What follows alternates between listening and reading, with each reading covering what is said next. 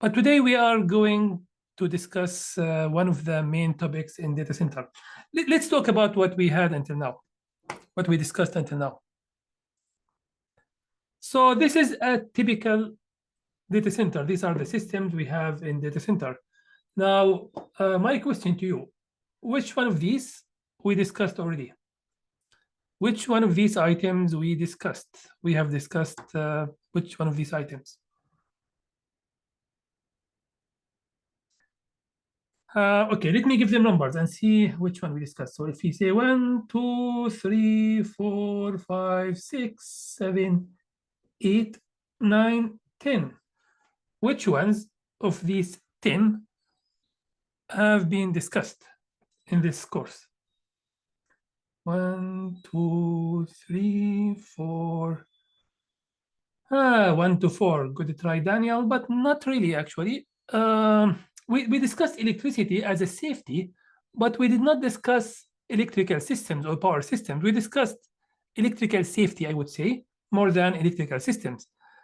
We did not discuss even cooling. Actually, the subjects we discussed until now are, we discussed computer systems, which is not really, it is somehow related to servers, but many type of servers, not really any of these. We discussed safety, which is something you need to know before you enter data center, actually. We discussed fire system, which is something you need to know before you enter the room. So somehow, we did not enter the data center yet. We are somehow at the gate. We gave you some instructions somehow at the gate. Before you enter the data center, we give you instructions about what are computers, what is safety, what is fire safety. So just somehow some general guidelines about safety, about protecting yourself, about maybe understanding the rules. But frankly speaking, we did not discuss any of these in depth until now. It was just some high level. Yeah, maybe we discussed very. Thank you, Annie. Yeah, we discussed very high level. But today, we will start discussing things in more depth. And as I discussed before, data center is mainly about data. Data center is mainly about data, and data start by application, then the services and operating system. But we will not start from this side. We will start today from this side. So today we will start tackling, or we start handling these subjects one by one. We will discuss one subject in every lecture. We cannot discuss all of them at once. We will discuss one subject at a time.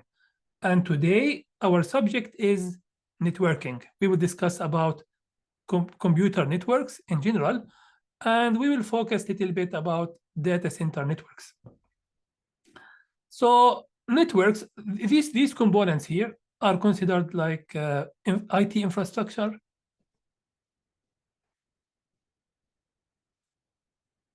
So IT infrastructure include servers, storage, and network.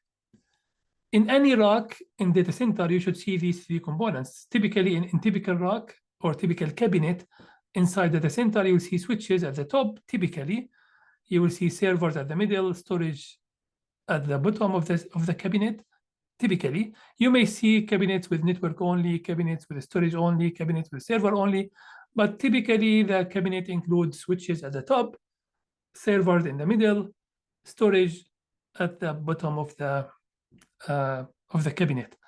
So with this introduction, let's proceed with our network discussion.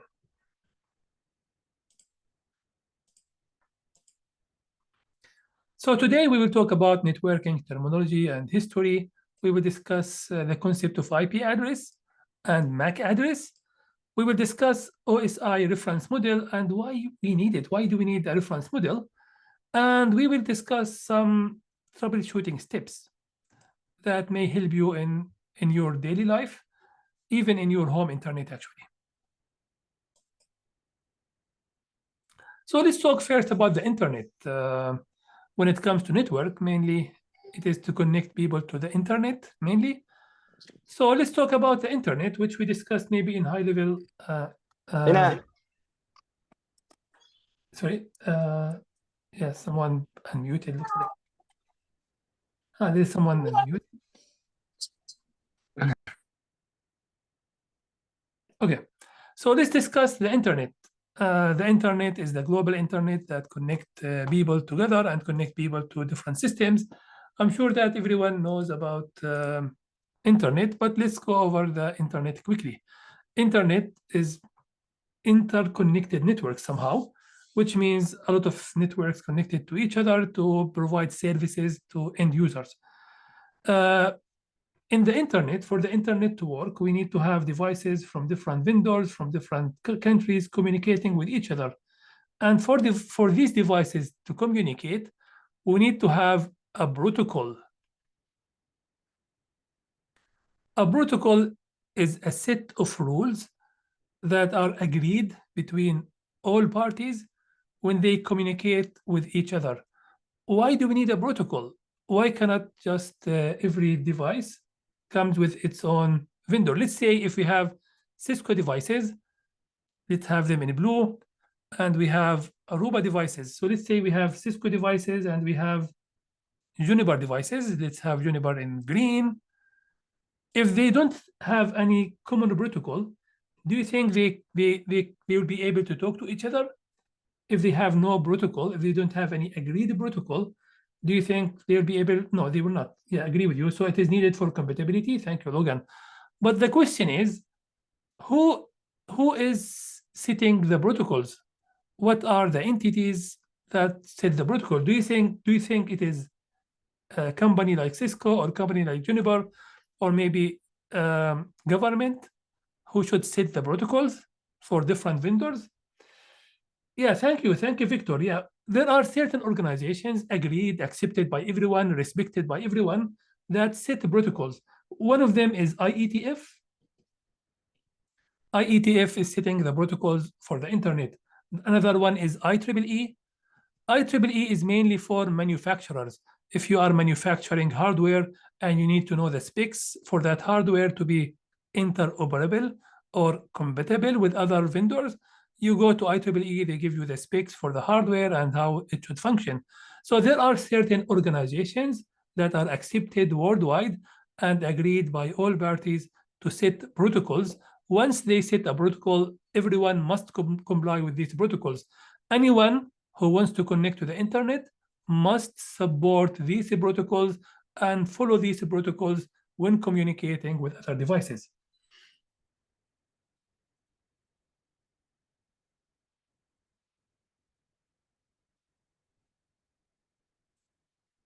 Yeah, exactly. So it is some sort of a language, as we have certain maybe grammar, maybe in a language, or certain way to say the words in language. There are also protocols that machines must follow.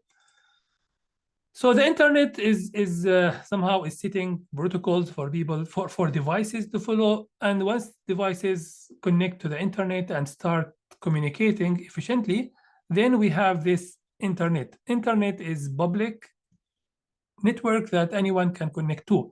But for you to connect to the internet, for you as a home user, when you want to connect to the internet, how do you connect? What is the name of the entity that connects you to the internet?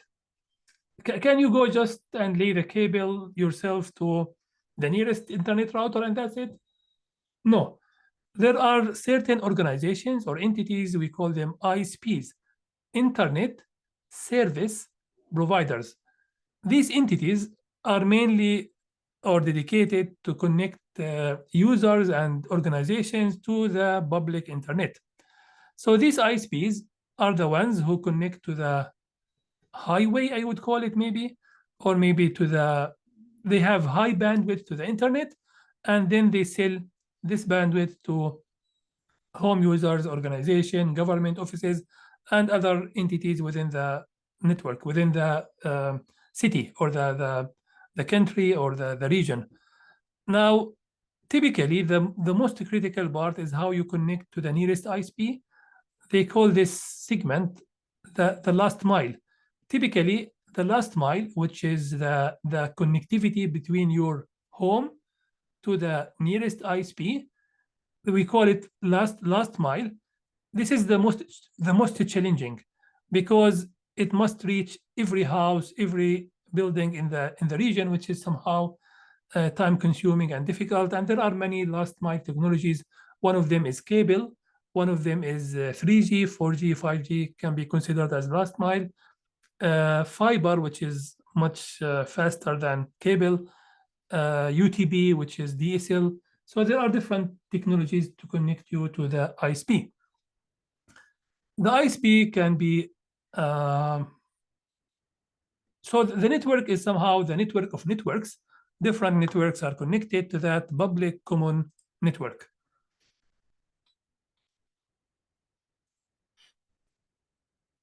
So let's talk a little bit about the history of the internet.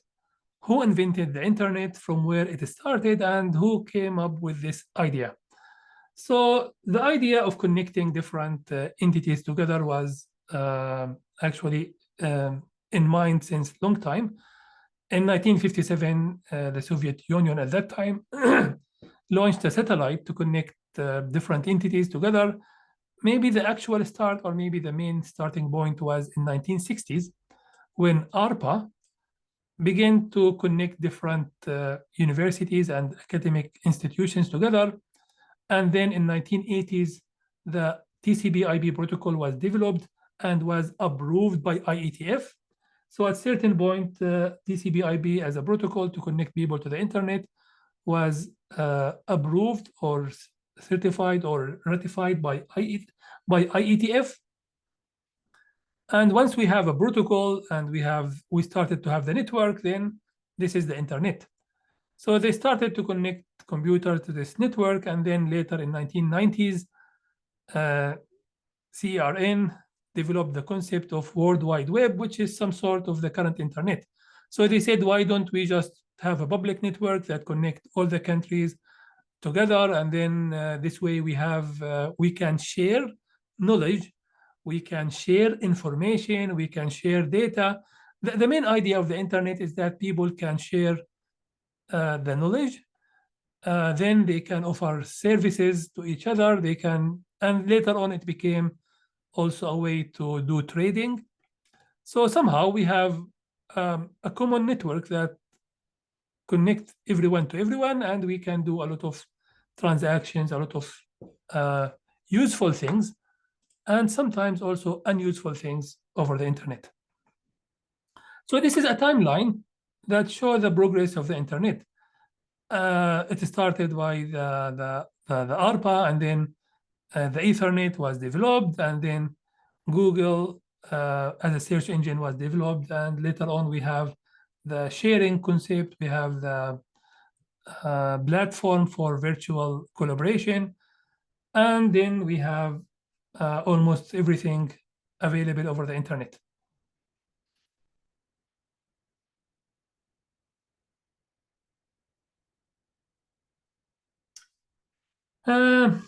ISP is Internet Service Provider. Service provider without I is anyone who offers any service. So I would say ISP is the name to consider, not anything else.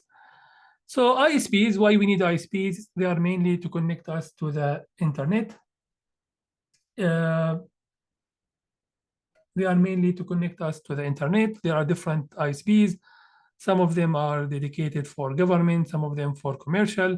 Typically, the ISPs are connecting to each other by fiber.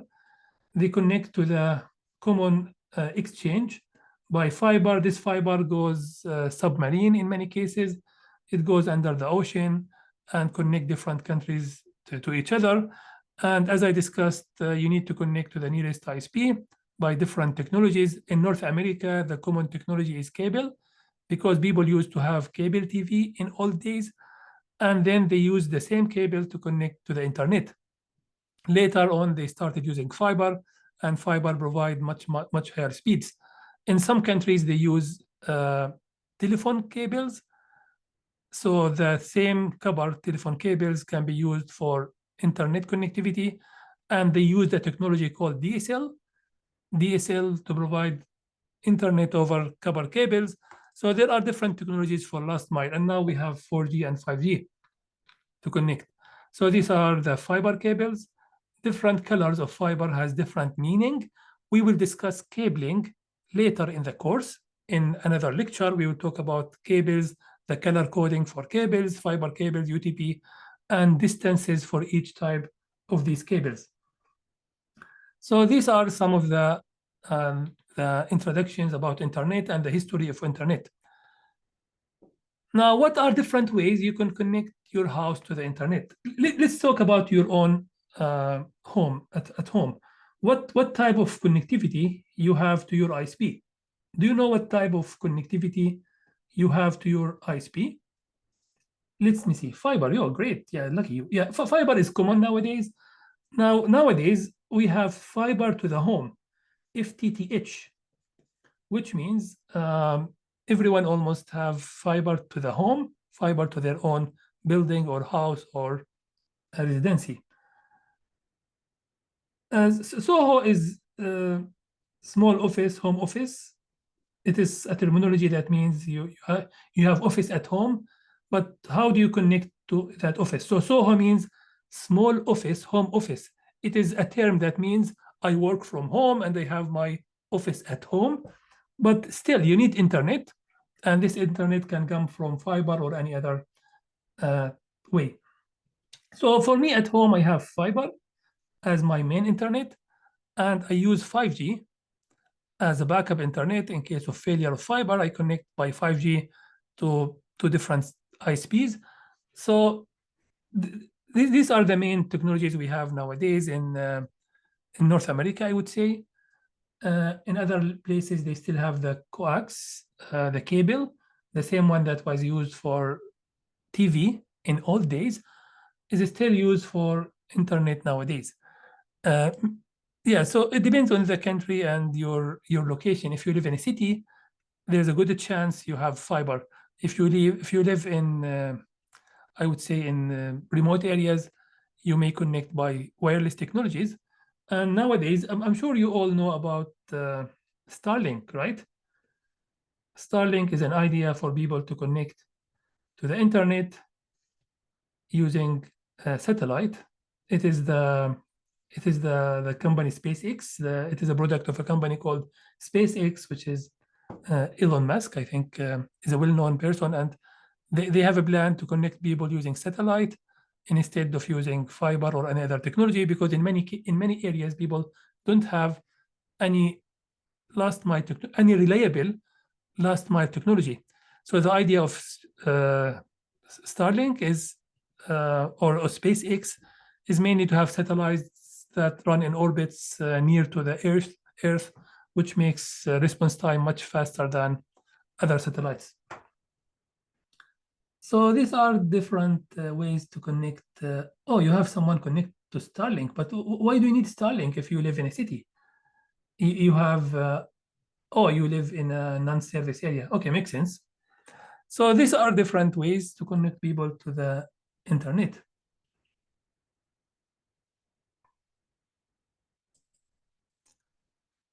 Now, before we jump to data center, let's talk about home internet. We discussed home internet in a brief in the past, but let's go over the subject again. What is the name of the device that connects you to the ISP? Do you remember what is the name of the device that connects you to the ISP? We call it modem. And modem stands for modulation, demodulation. So it is somehow receiving the signal from Ethernet and then modulating the data over that link and demodulating the data to you. Now, in most cases, our routers can do multiple things. Our routers or our modems can do multiple things. They are modems. At the same time, they are routers. At the same time, they are switches. And at the same time, they are access points. If you don't know these terms, don't worry, but I will talk about them briefly today. We will discuss them in more details later. So our modems nowadays have routers, which means they can connect multiple subnets to each other.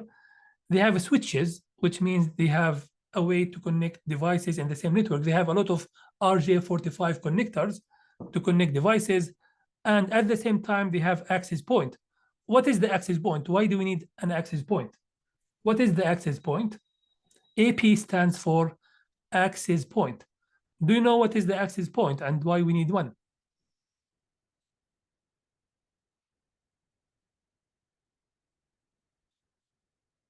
Yeah, exactly, wireless. So access point provide wireless. So somehow the modem, most of the time, the modem you have at home actually is multiple devices inside that modem. But in many cases, people have them separated. And in many cases, you may have a modem that is a separate device. You connect it by Ethernet cable to your router. You know the Ethernet cable I showed you this, yeah, the one with RJ45. I don't have anyone handy now, but you connect your modem by Ethernet cable to your router, and you connect your router to access point for wireless and maybe a switch to the cable. But nowadays, all these devices are inside one device. We call it modem. No, access point is actually, yeah, it is. Yeah, it gives access point is just wireless device that connect people using Wi-Fi to the network. Now, do you think data center internet have the same concepts? Do you think data center have the same concepts of router, switch, and access point? Do you think the same concepts apply? The concepts apply, but different devices. We don't use small devices like home. They are somehow more sophisticated and more reliable devices. So in data center, we have somehow something similar to access the internet. We still have ISPs, but most of the time the ISP connect by fiber, and we typically connect to multiple ISPs for redundancy. We want to make sure in data center, we want to make sure we don't have any single point of failure. No single point of failure. What does it mean, no single point of failure? In all our components, whether network, storage, servers, electrical, all our systems in data center should not have single point of failure. There shouldn't be any component that if it fails, it brings the whole data center down, or it brings the whole network or the whole rack or cabinet. Redundancy must be at all levels, even up to the server level. The server should have 2 power supplies at least, 2 fans, 2 CPUs. So everything should be redundant. And this applies to ISP also. Our ISPs should be configured in a way redundant. So we should have links to different ISPs at least, and we should have a protocol to fail over from one to another. We will discuss this in high level. We will not discuss it in details. If you want to be specialized in networking, maybe you should get maybe certified. What are the common certifications for networking? We have many of them. We have Network Plus from CompTIA. We have Cisco CCNA. We have Aruba. They do have Aruba certified associate, ACA. We have from Juniper. We have different companies. They have their own. But maybe Network Plus is from CompTIA, and it is non-vendor specific. Others are vendor specific. So you need to have 2 ISPs connected to each other. Then you need to have a protocol that manages redundancy. You need to make sure if one ISP fails, the other one can take over. And typically you need to test this. It is not enough to configure it. Typically they arrange certain time at midnight to test this redundancy to make sure that if one ISP fails, the other one takes over immediately. And all these subjects will be covered in certain depth, not high depth, later in this course. So this is a view of cables and some routers inside the cabinet. We will discuss more later. So now our first question for today. What is the main purpose of the internet? What do you think? A, B, C, D. Which one of these?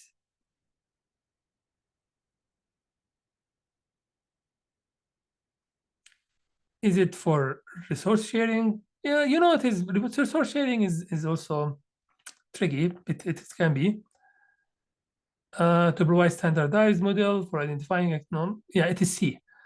Although in the early days, the internet was only to share resources between academic institutions, but later it became much more than this.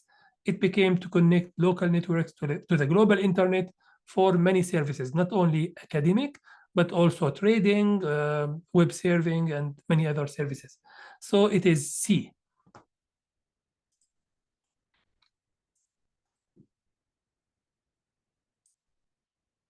Now let's make sure you understand the differentiation between ISP, modem, and router. Oh, I don't want you to see the answer. Okay. How the internet is brought into your home from your ISP? A, B, or C? Yeah, it is the modem. It is B, Emmanuel. So it is B. So the internet is brought to you from your ISP using the modem. Now, what is the device that distributes network connectivity among your devices? Is it A, B, or C? It is the router. Correct. Now, the router, in many cases in your houses, include access points inside it and include switch inside it. So somehow it is a 3-in-1. In many cases nowadays, people have multiple functions in the same device, but we call it router in many cases. Now, what is the organization that provides service for accessing, using, or participating in the internet through cable or copper telephone lines? Is it a modem, ISP, or router? So it is the ISP. Good. Thank you, everyone.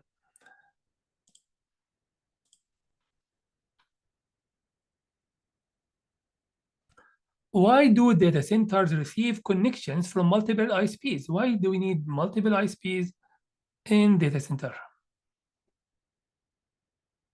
What do you think?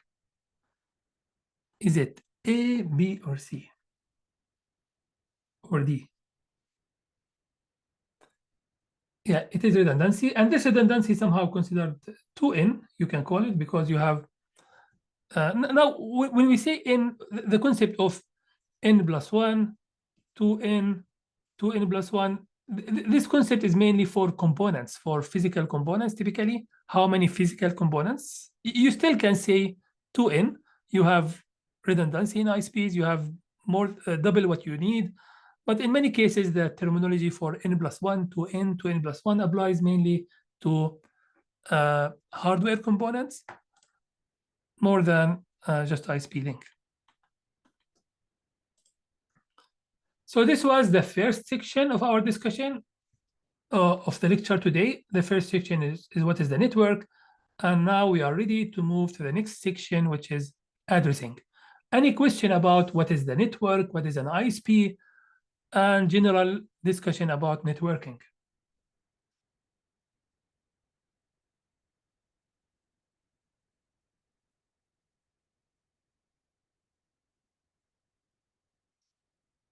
Okay. If no questions, let's talk about addressing.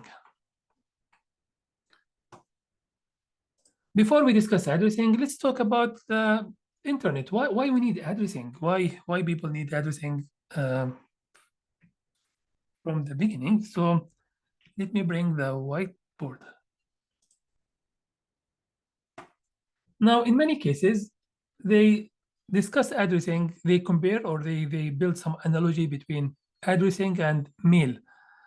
If you live in a house and you are connected to the mail system, let's say, for any mail to reach you, there should be a way for the people to describe your address. You should have an address for the postman or the post person, or maybe for the senders to be able to describe your location you should have an address, and this address somehow represents your location. It typically starts by the country, then the city, then the street, and then your unit number. And maybe you are in a building, and maybe there is also condo number or apartment number. So the address is somehow hierarchical. There is certain hierarchy to access your house. And typically people start by this hierarchy. They say, okay, he lives in the US, then he is in Florida, then he is in Miami maybe, and then in this street, and then they reach to your house. So somehow it is some sort of hierarchy. And that's why it is a way for you to connect to the mailing system. The same applies to the internet. But in the internet, we have two addresses. One is not enough. We need two of them. In the network, now your house is always stationary. Do you change the location of your house? Do you take your house, the physical building, do you change the location of your house every day? You take it and move from locations? Not really, no. But when it comes to the internet, you are moving. You have you can connect to the internet from different locations. You may move your PC from one location to another. And that's why when it comes to the network, we have two addresses, not only one. We have what we call as physical address that is attached to your device, that represent your device. And we have logical address that represent your connectivity to the internet, to what location you are connected. Because as I mentioned, your computer, your laptop, your device, whatever device, your phone, whatever device connects to the internet, it moves between locations. And somehow there should be an address that represents your current location and another address that represents your device. One of them is attached to your device. It represents your device. And one of them represents your location in the network. So from your previous knowledge, do you know what is the name of the physical address we use in networking or in computers or in Ethernet? What do we call the physical address of your device? Yeah, we call it MAC address. We will discuss it more, but just so we call this MAC address. The MAC address somehow represents your device. It is something attached to your device, never change, should not change actually. It is somehow attached to your device. On the other side, yeah, media access control. Thank you, Gather. On the other side, we have a logical address that represents your location in the network right now. And do you know what do we call this logical address? We call it IP address, Internet Protocol Address. And this address represents your connectivity to the internet. Typically, when people want to communicate with you over the internet, they use your logical IP address. This is what they care about over the internet. But still, when it comes to local communication within the local network or identifying your device as a hardware, the MAC address represents your device. So this is the difference between MAC address and IP address. Now, for IP address, does it change? Do you think your IP address is fixed? Or maybe when you move between networks, you get new IP address every time. If you connect to a coffee shop at the morning, and then at the afternoon you connect to your network, do you think your IP address will change every time? Yes, it does change because this is the network for the coffee shop. It has something called subnet. So when you connect to the coffee shop, you get an IP address from the subnet, from the network of that coffee shop. When you go to your organization and you start working, you connect to different subnet, different network that represent your organization. When you go home, you have different network at home. So every time your device get different IP address. How about the MAC address? Do you think the MAC address changes or not? Logan will come to DSTP. MAC address should be fixed, actually. MAC address was designed to be fixed. But for different reasons, people wanted to have different ways to modify their MAC addresses because of privacy sometimes because of redundancy, sometimes because they are hackers and they want to spoof the identity for others. So there are certain situations where people try to override their MAC address. So somehow the MAC address still represents the hardware, but there are techniques to override that MAC address. So although it is fixed and we always say MAC addresses represent the hardware, there are ways to override your hardware MAC address with another fake maybe or virtual MAC address and this is mainly for a reason. You know, sometimes how I describe it, if you have a car, your car can be identified by two ways. You have the plate and you have the VIN number. Now the plate, do you think the plate is fixed? If your car is registered in New York, and you sell your car to someone in Florida, do you think the plate of the car can change based on the registration location? You can, if you sell your car to someone in different country or different state, they need to replace the plate to represent the local state. So somehow this is not something represent your car. It represents your car registration. Where did you register your car? Then the plate represents car registration. But how about the VIN? You know the VIN, which is the number that is near the dashboard, the dash. Yeah, the VIN typically is fixed, and there is no way to modify it. Oh, on the side of the door, yeah, it is also in the door, yeah, correct. But the VIN is something that represents the chassis of your car. It should not be modified. But even though some people try sometime to hide it by label for malicious reasons, so somehow there is shady, yeah. So somehow this is some sort of physical and logical. The VIN represents the car itself. It shouldn't change, but some people may change it for a reason. They cannot change it. They just override it for bad reasons usually. And the plates represent the logical address. It is something that change based on the location where you registered your car. So I hope this explained things and why we have two addresses, not only one for devices. We will discuss this more, but do you have any question? We will discuss this in more details, but do you think the analogy makes sense? Or if you have different analogy between addresses and other scenario that may help, we can discuss it also. Okay, we will discuss the DHCP later. We did not talk about DHCP yet. We'll talk about it later. So now let's talk about addressing, which is how to identify, how to locate devices over the internet. The internet connects billions and billions of devices. We need to have a way to locate, to address these devices over the internet. And typically we use an IP address, which is a way to identify the location of these devices. Now, when we try to talk to the computers, or when we try to describe the location of computers typically use 0 and 1 only. When they send data, they send everything as 0 and 1s. Do you know what do we call this numbering system? What do we call this numbering system that has only 0 and 1? We call it binary.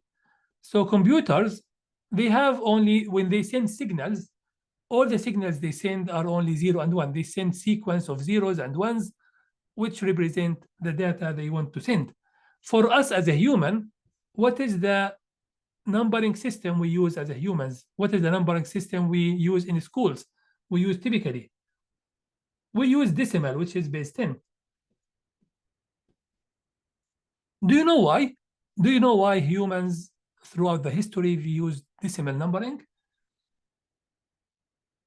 Yeah, exactly. Thank you, Daniel, because we have 10 fingers. So they said the easiest way to count is to count to 10, and then we have another digit. So humans, we use 10 fingers. So we have all our numbering is based on decimal numbering, tens. But for computers, they have no fingers. and they use only 0 and 1. Now, there is a third numbering system also used by computer or used by computer engineers or computer technicians. Do you know what is the third numbering system that is common? Hexadecimal. And how many numbers we have in hexadecimal? We have 16. Now, what is the point? Why did they invent hexadecimal? Why computer engineers or computer technicians use hexadecimal? Do you know why? Because the computers use 0 and 1, humans use 0 to 10. Why do we need a third one? Thank you, Daniel. Exactly, because they want to shorten.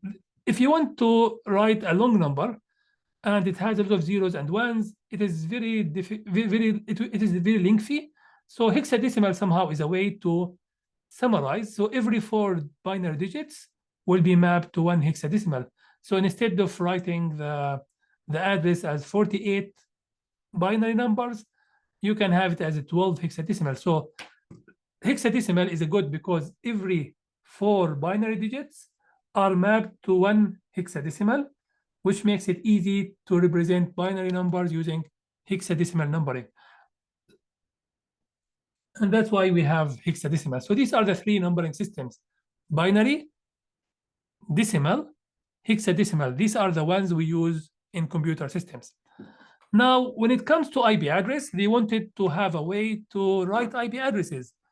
And they want these IP addresses to be readable to human, because at the end, humans are the ones who will read these IP addresses. So they decided to represent in IPv4, the old protocol, they decided to represent the numbers as decimal, but later they changed their mind. Now, there are 2 versions of IP protocol, IP version 4 and IP version 6. Do you know which one of these is the common one that was there from day one and that is used? So if you have the IP address as 192.168.0.1, do you know what IP version is this? Yeah, it is IP version 4. Now, I have no idea what is version 1, version 2, version 3. There were some versions somewhere and no one never published them. No one know about them. Version 4 is the one that became popular and accepted by protocols and by companies. And it was good for tens of years. But there was an issue with IPv4 and people needed a new protocol. Do you know what was the issue with IPv4 and why people needed a new protocol? It ran out of space. Because guess what? IPv4 has 32 bits, which means we have 32 bits. Each one of them is either 0 or 1.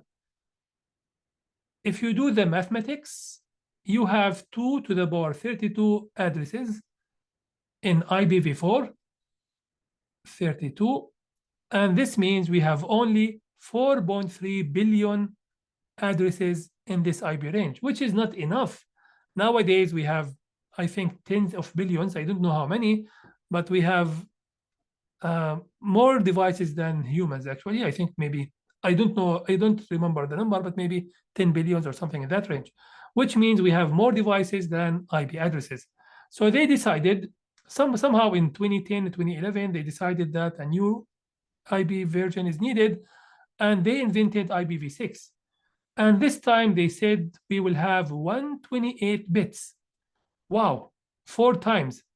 They have 4 times the number of bits of IPv4.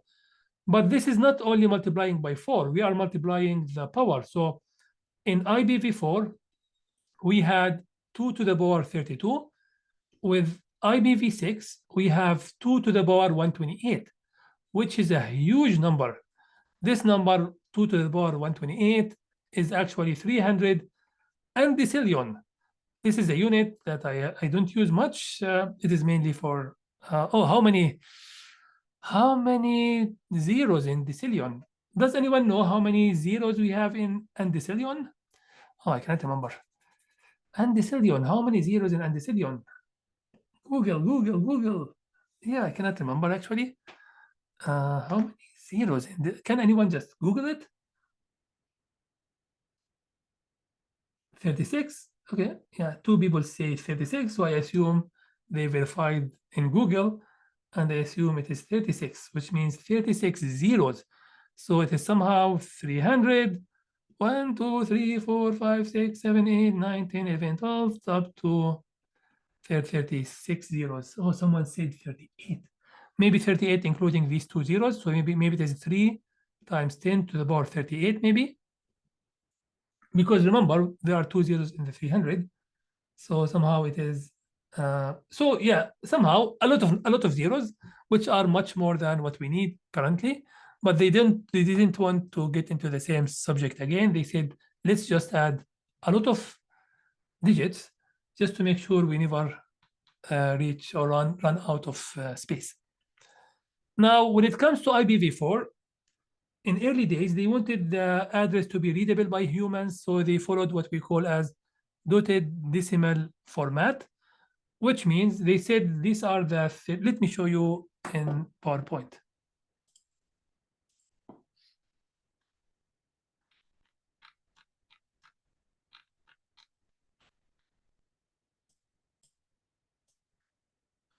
Where is it?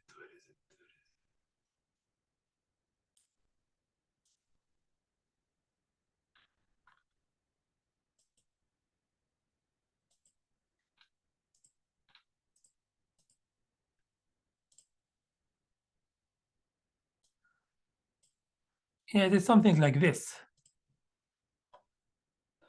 So the binary, the computer read the address like this. It is just a sequence of zeros and ones. But for us as humans, it is difficult to read this number or even to memorize it. Just imagine if you need to memorize your computer IP address as zeros and ones, it is very difficult to read and deal with. And that's why they decided to represent the numbers as decimal. So the 32 bits we have in the IP address, they group them into 4 octets. Every octet is 8 bits. So they said it is difficult to read the number as one chunk of 32 bits. Let's divide it into 4 octets. And then every octet will be converted into decimal. And this way, the address is much easier to read and memorize by humans. So instead of writing your IP address as 0000101, 00000, blah, blah, blah, you write your address as 10.10.1.1. Now, the question is, what is the maximum value for these 8 bits? The maximum is to have them all ones. And if we have them all ones, what will be the number? Thank you, Gather. It is 255, not 256, actually. It is 255. So the maximum value is 255. So the maximum is to have it as 255. But do we use the IP address 255? Have you ever seen anyone using the IP address 255? Why we don't use it? It is a broadcast. So the address 255 has a special purpose. It is reserved for special purpose called broadcast. If you want to send a message to everyone, regardless of their IP addresses, you just send it to 255. This means this message is for everyone in this network. So 255 is a special address. So this is for IPv4. Now for IPv6, it is much more difficult because IPv6, I have 128 bits. So converting to decimal is not that efficient. So they decided to represent IPv6 addresses in different way. So IPv6 has 128 bits. And the same, they group them as 8s. Why we group at 8? Why they group them as 8? Why we typically group the bits as 8 bits?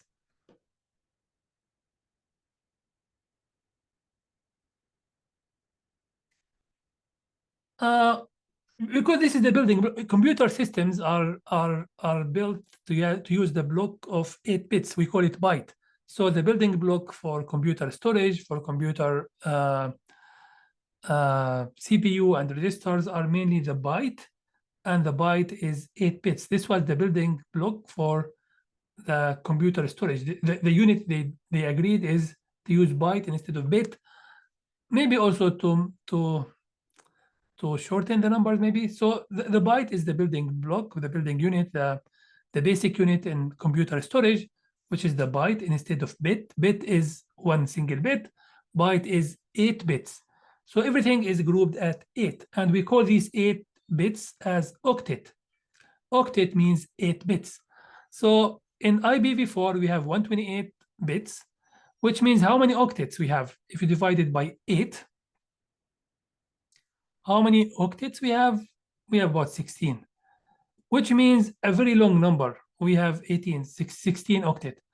Now, 128 bits is long number, so they decided to shorten it.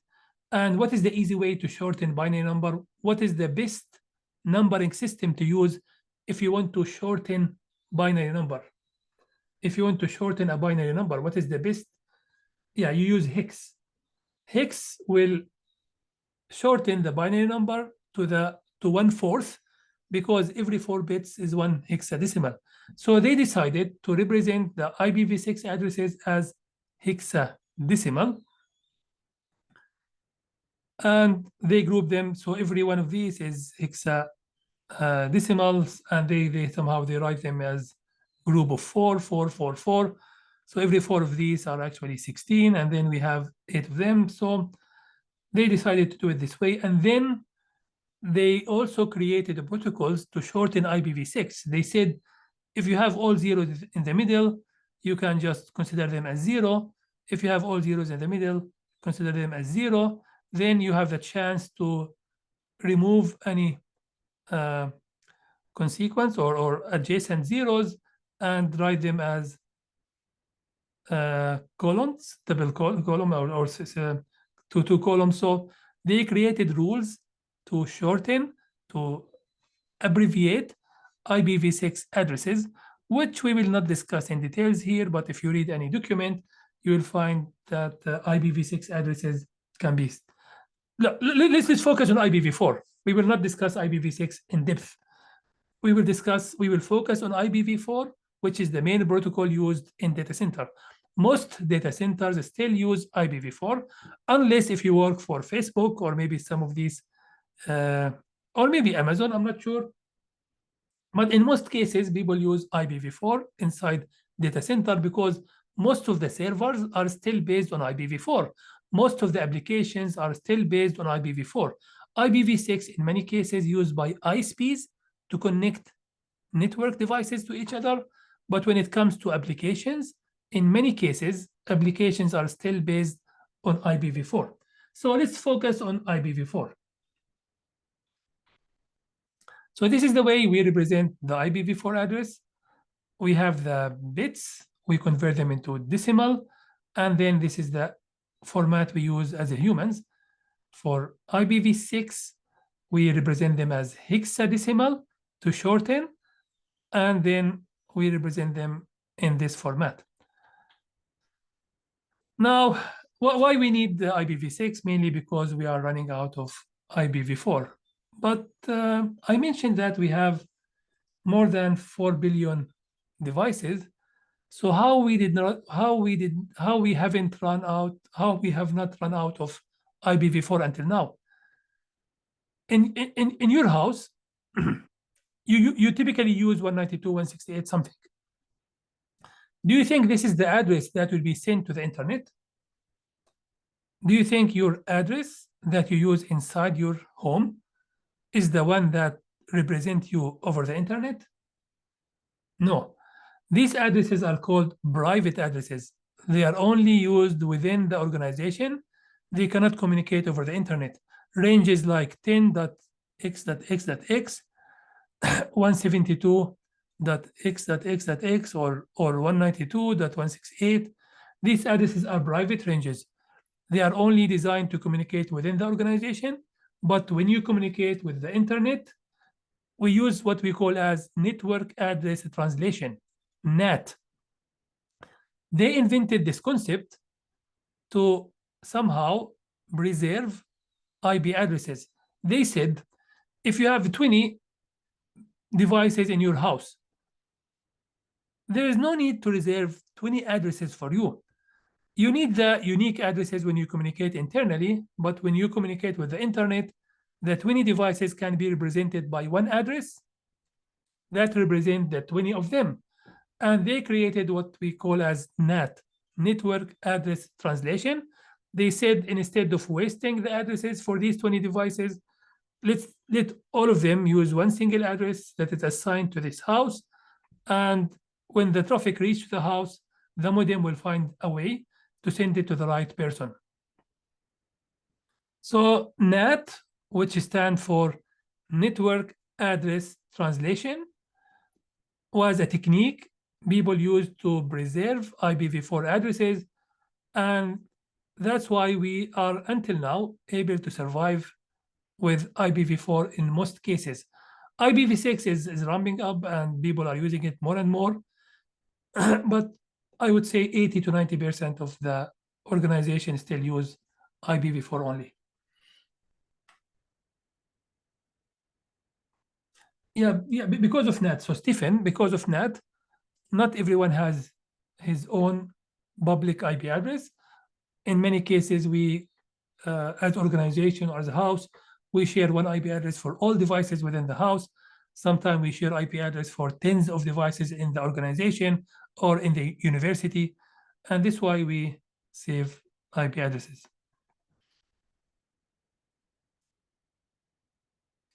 Now, NAT was one way to fix it. The other way was IPv6, which needs a lot of investment because people may need to modify their routers, their modems. So it is going slowly, IPv6, and NAT was a way to survive until now.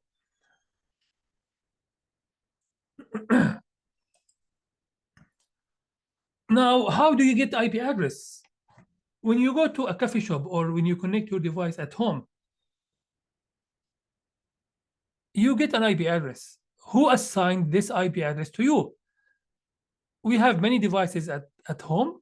So how to make sure each one of them has unique IP address? Is it required to have a unique IP address? Do you think unique IP address is required for every device inside your home? You need unique address because you cannot, if you have two devices with the same IP address, we call it duplicate IP address, and no one will be able to differentiate between them. IP addresses should be unique. Just imagine what will be the case if you and your neighbor have exactly the same address, the same house address, house number or unit number. People will have no idea whether the mail is coming to you or to him, and it will be total confusion. So IP addresses must be unique because if we have duplicate, there should be a conflict and no one will be able to differentiate between these two devices. So IP addresses must be unique. When you connect your device to the network, do you assign your address statically or manually? Or it is assigned to you by some magic way, maybe?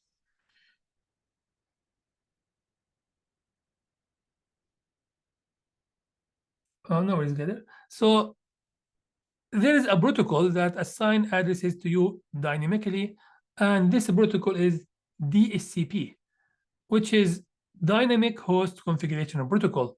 So in your house, when you connect to, or in your home, when you connect to the internet, you get a DHCP IP address. Do you know what device in your house is assigning DHCP addresses to people or to devices? It is the same router. That router is actually amazing. The modem we have nowadays is a modem plus router plus switch plus access point plus DHCP server plus firewall. We will discuss firewalls later, plus netting device. It does a lot of things. Actually, even the modem that you get from your ISP, even the modem that is provided by your ISP, in most cases, this modem can do a lot of things, including DHCP. This modem has a service that will listen to new devices connect to the network and assign them IP addresses within the subnet assigned for that modem. So the modem doesn't just give random addresses. There should be a subnetwork, which is the IP range assigned to your house or to your devices. So typically the modem know that your addresses are part of this range, 192.168.0.0 to 0. Maybe 254. So the modem knows that all devices in your house should be in the range from 192.168.0.1 to 192.168.0.254. And it distributes the addresses in a dynamic way whenever a new device. So the first device, so that one typically reserved for the modem. The modem will reserve this address for itself. Then the first device connect will get that 2. The next one is that 3. The fourth one is 4, 5, 6. The modem will keep track if this device disconnect after some time, and after a certain number of hours of no connectivity, no renewal for the address, it will mark this address as available, will give it to someone else. So that modem is somehow controlling IP address assignment and to make sure no conflict between devices, and every device has unique address reserved for that device as long as it is connected. And also after it disconnects, it can be reserved for a certain number of hours. So lease time, yeah, thank you. So this is the concept of DHCP, to assign IP addresses dynamically. Is it a must? Is it a must to have DHCP service? Do you think we must have DHCP? No. So what if we don't have DHCP? What will be the procedure?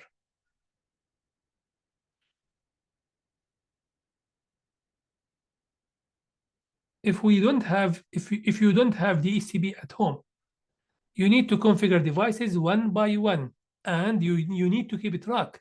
So maybe you can have an Excel sheet where you assign IP addresses to devices, and you keep track of what addresses assigned to a device. Later on, if your device is defective or not needed anymore, you mark this address as available, you give it to someone else. You need to do this yourself. Now, in data center, when connecting servers, huge servers, main servers, important servers, do you think we better use DHCP or static? If we are dealing for important servers, do you want your server to get a new IP address every time you reboot it? Do you want it to get just available IP address and that's it? No. In many cases, in data center, in large ones, for main services, they want the IP address to be static because these services are important. A lot of people are using them, pointing to them. They don't want the device to end up in different IP address the next day, maybe. So yeah, we can use DHCP reservation. Agree with you, Annibal. So whether we have DHCP and we in the DHCP we have some assignment for every device to get certain IP address, or maybe we control it from the device. So maybe they don't trust the DHCP. They don't want to rely on the DHCP. They want it to be hard coded on the device itself. So yeah, so somehow if you want to do in some time in data centers for main services, for things that are somehow the starting point of the network, sometimes they give them static IP addresses. So static IP address is somehow needed in cases.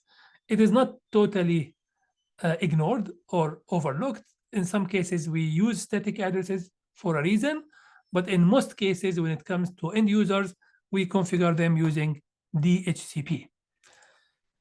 Now it is a break time. Well, we are almost more than halfway, so that's good.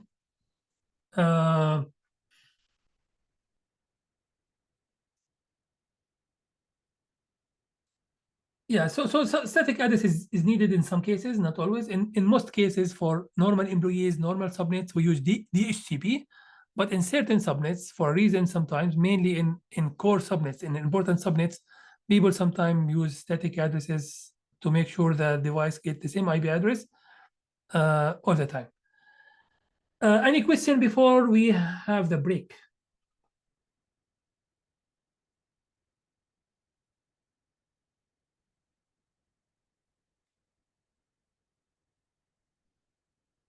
Okay, looks like it is a break time. No questions.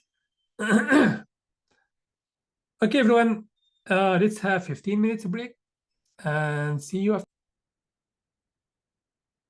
Okay, everyone, welcome back. And let's continue. First of all, let me share my screen.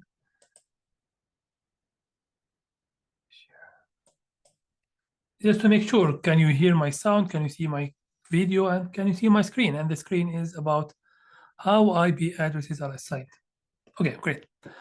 So now we talked about IP addresses and we talked about DCP. Now, the subjects for today are foundational subjects.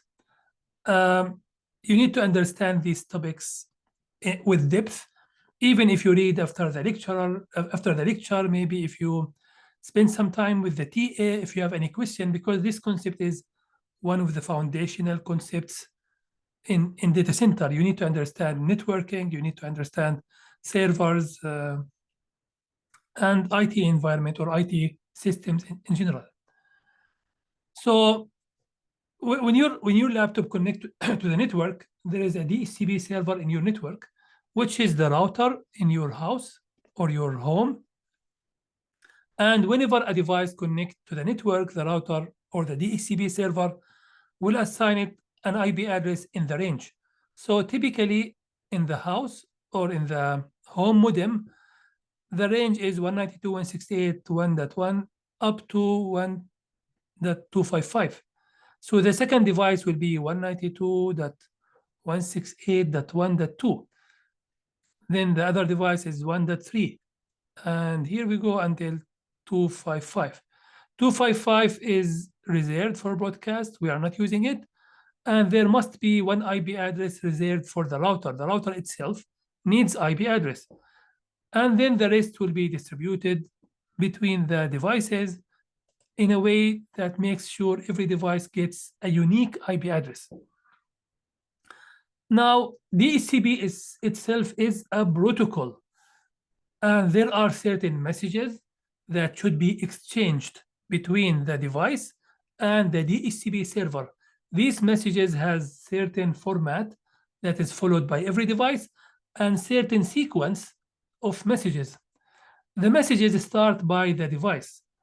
When you connect to the network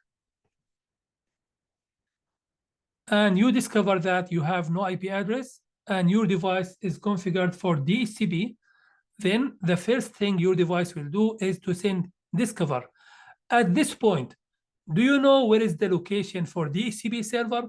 Do you know the MAC address or the IP address of the DHCP server at this point? You are connecting to the network for the first time. You have no idea what's going on, but your device is configured to get DHCP IP address. And you have no idea where is that DHCP address or DHCP server. So you send discover to everyone. And as we discussed, if you want to send a message to everyone, we call it broadcast. And there's a format for this message. It should have 255. So you send discover to everyone. I need an IP address. Is there any DHCP server here? Your router receives the message because it is connected to the same network. The router has DHCP service enabled. So the service for DHCP is enabled. It has a range of addresses.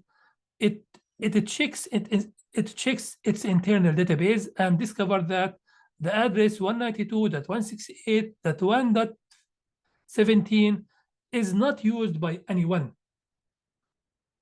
So the router says, okay, I will give you an offer. How about this address? Are you okay with that IP address? This is the address available now. You check the address seems good, all good. You are happy with the address. So you say to the server, to the DHCP server, please reserve this address for me. I want to request this specific address. So you send to your router that I want to reserve this address for me. At this time, you know the IP address for your DHCP server. So your DHCP server says, okay, this address is reserved for you, and send you acknowledge to confirm this reservation. And after this, you will have this IP address reserved for you. Now, do you need to repeat this message every time? Now you have the address. You want to renew. After some time, you reach the the lease time. When the server gives you the address, it gives you also the lease time. You don't own this address forever. The server will say to you, this address is reserved for you for 1 day. For you, you know that this address is reserved for you for 1 day. Do you want to wait until the last second and renew your address at that time? Or you better renew the address before it expires by maybe a few hours? What do you think? Do you think you should wait, you better wait until the last second to request renewal for address? Oh yeah, you need to request that. You need to renew before. Why do you want to renew? Why don't you just get a new IP address every 1 day and that's it? Typically, devices try to keep the same IP address for stability. A new IP address means whoever communicating with you needs to know your new address. It is a bit, I would say, confusing, a bit disturbing. So devices try to keep their address, and that's why before the IP address expire, you typically send renew message. So the renew messages somehow start from here. You don't need to discover. No need for discover, because you know the address, the server address already. So when you want to renew, you send renew request, then the server acknowledge, and that's it. And as mentioned by Gader, people typically abbreviate these 4 messages as DORA, D-O-R-A. D from discover, O from offer, R from request, A from acknowledge.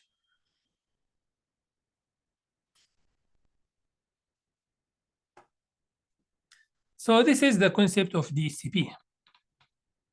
Another useful concept is the DNS. Now, as we discussed, when you communicate with devices, you need to communicate with their IP address. If you want to access, for example, CNN.com, if you want to access the news agency, CNN the news agency, you need to know the IP address for their server to be able to communicate with them. But this is difficult. If I want to know the IP address for every service I want to access, this is difficult for us as a humans. Memorizing IP addresses or numbers is difficult. So they said, we want to make it easy for everyone. How about if we have a name for every service over the internet, and then we have certain registrar that keep the mapping between names and IP addresses. And when humans wants to communicate with services, they only need to remember the name for the service. And then they send the request to this central registrar that map the name to IP address, send the IP address to you, and then you build the communication. So this is what we call as domain name system, DNS. It is a service available in the internet that mainly map the names to IP addresses. Names are easily recognized by humans, easily memorized, they have meaning. It is much easier to remember CNN.com than remembering the address of maybe the address is 8.2.5.7. It is much easier to remember the correlation1.com instead of remembering the IP address of correlation.com. Also, the servers may change their IP addresses, public addresses from time to time. So somehow they created another service called DNS to make it easy for humans, for people, for users to find services easily, because instead of pointing your application to the service IP address, all what you will need to remember is only the name. So this is the concept of DNS. It maps the service name or domain name to IP address. And for you, you send the request to the DNS, DNS will map it. So for example, if you want to ping, we will talk about ping, but let me go.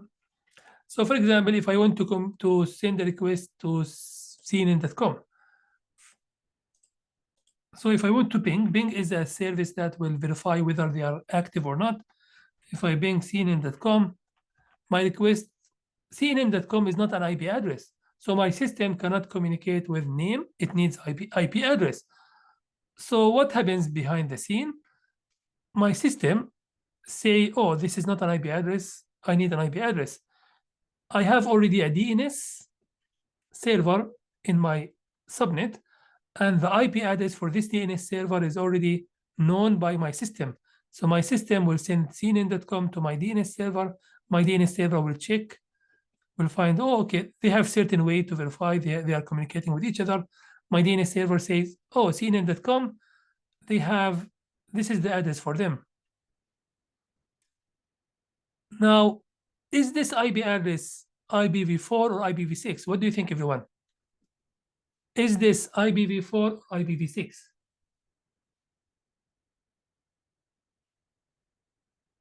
This is IPv6. It is hexadecimal, and it has 128 bits, but it is abbreviated.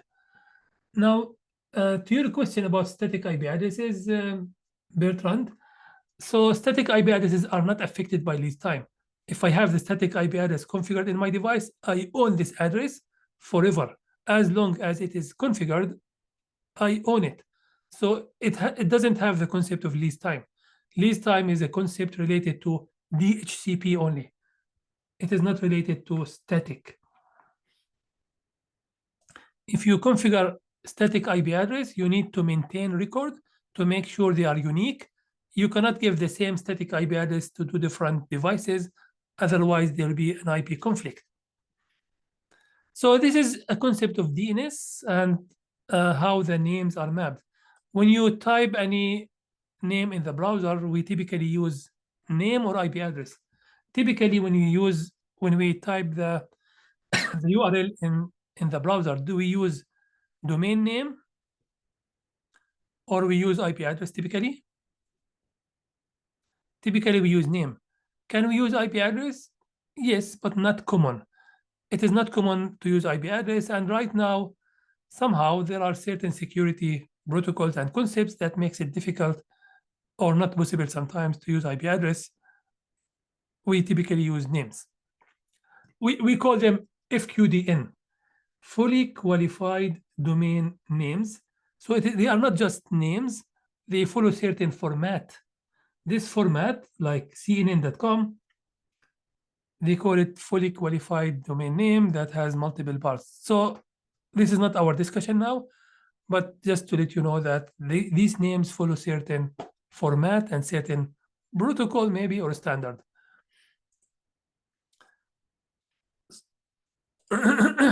Now, MAC addresses. We discussed MAC addresses, but we'll go over it again. MAC address represent the hardware, the device, the physical device. Sometimes they call it burn-in address. Sometimes they call it hardware address. It is some sort of an address that represents the hardware itself. Now, if your device has multiple network interface cards, you have Ethernet that connect by cable to your switch, you have wireless card, and maybe you have another wire, let's say. Do you think the MAC address will be the same over different network interface cards, or every card will have its own MAC address? What do you think? Do you think every device, every card has its own unique MAC address, or they will share the same MAC address? Actually, Daniel, every device has its own MAC address because the MAC address is for the interface with the network. If you have multiple interfaces with the network, then you need to have unique MAC address per every interface. So every interface you have with the network must have its own unique MAC address, and also it should have its own unique IP address. So every interface with the network is somehow a device by itself, and it is communicating independently with the internet. It should have its own MAC address, its own IP address per interface. So somehow it represents the interface with the network.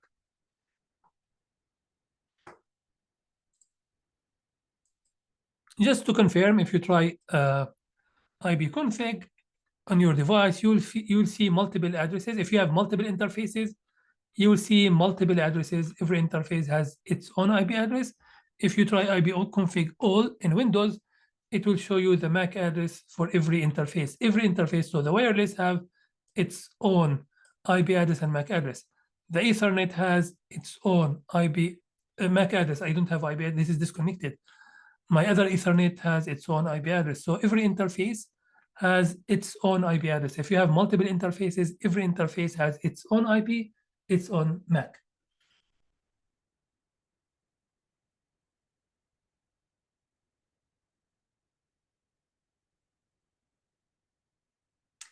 So what are you confusing about Paradise and others? So yeah, maybe we can, maybe you can discuss with the TA, but or maybe go over the video, and or maybe if you have specific question, this asks, you can ask that specific question. Consider these as facts. This is the way it goes in the network. Every interface has its own IP, its own MAC address. So the interface that connect your device to the network, we call it NIC, NIC, Network Interface Card. This is the device that connect your PC or computer to the network. It can be Ethernet, which is wired.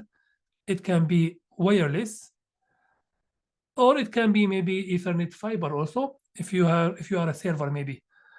Typically, the NIC connect by RJ45 if it is a UTP cover, or maybe by Wi-Fi. So this is in a brief about IP addresses. Now, question. In the context of networking, what does DHCP stand for? DHCP stands for, what does it abbreviate? A, B, C, or D? Is it distributed host, directing host, determining host, or dynamic host? It is dynamic host, D. DHCP stands for Dynamic Host Configuration Protocol. Now, we discussed addressing. Let's talk about internet protocols. In the internet, there are multiple organizations that create protocols. IETF is the common one, IETF. IETF stands for what? I think it is IETF, the Internet Engineering Task Force. Many of the addresses or many of the protocols are written and decided by IETF. So IETF and other organizations maybe also, they created certain protocols that are agreed by everyone who connects to the internet. Some of these protocols are for communication, for devices to communicate with each other. Some of these protocols are for management, to manage devices. Some of these protocols are for security. These protocols also have different layers. We will talk about layers in the next section. But even these protocols, some of them run at the application, some of them run at the hardware, some of them run at the link. So there are many protocols. We will focus on the main ones. The main ones are FTP for transferring files, HTTP to browse the internet, Telnet to manage devices remotely, DNS to resolve names into IP addresses, REB mainly for routing, for routers to communicate and send subnets between each other. It is not rest in peace, it is routing information protocol. TCP for connection-oriented communication. We'll talk about it later. UDP is for non-connection oriented or connectionless networks. IPv4 is the general IP communication, OSPF, EIGRP for routing. So we have many of these protocols that are defined by IETF and other organizations, and they are accepted by everyone who connects to the internet. If you want to connect to the internet and communicate with other devices, you need to follow these protocols. Can you create your own protocol? If this is the internet, and you have your device here, and you have your own server that is somewhere connected, and you want you use IP protocol to communicate with your server, but after you establish communication with the server, can you create your own protocol to send messages with that server? Yes, you can create your own protocol, but this means you can only communicate with your own devices using this protocol. When you connect to the internet, you must follow the communication protocols for the internet to be able to send data to the internet. On top of that communication channel, you can create your own protocols to do other application-specific tasks. Now, as we discussed, the protocols are grouped into communication, management, and security. So communication protocols are something like HTTP. HTTP is the protocol we use when we browse the internet. If you go to the URL, you will find here at the beginning HTTP or HTTPS, which means I want to communicate with this server using this protocol. This protocol defines exactly how messages will be exchanged, how to start the communication, how to acknowledge that you received the message, for how long you can wait before you expect the next message. All these details are identified with a lot of details and a lot of explanation as part of the protocol. Now, HTTP is not secure. Another protocol that is more secure is HTTPS. S is secure or SSL. So in most cases, you will find us using HTTPS instead of HTTP, but they are both for the same thing, which is sending traffic between devices. Another protocol is TCP and UDP. These are some protocols that help in exchanging messages and build channels or communication links between devices. We will talk about them more in the coming lecture. There's a protocol for messages called IRC. So these are communication protocols.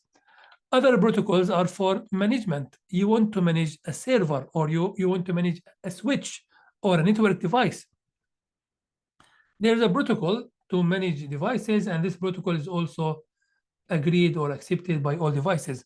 The server will provide you information in a tree format. So the server will have the information about its status, its interfaces. These information are organized like a tree. And then this information will be available to others using a protocol called SNMP, Simple Network Management Protocol.